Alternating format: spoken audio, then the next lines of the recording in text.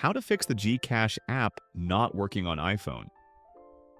First thing you want to do is make sure you're connected to a stable internet connection, either Wi-Fi or mobile data.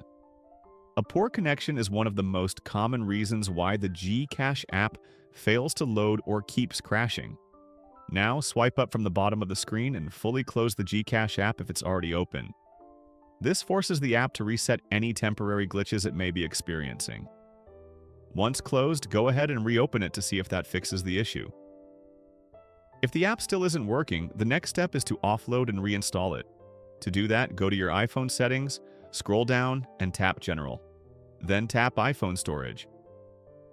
Find GCash in the list, tap it, and select Offload App.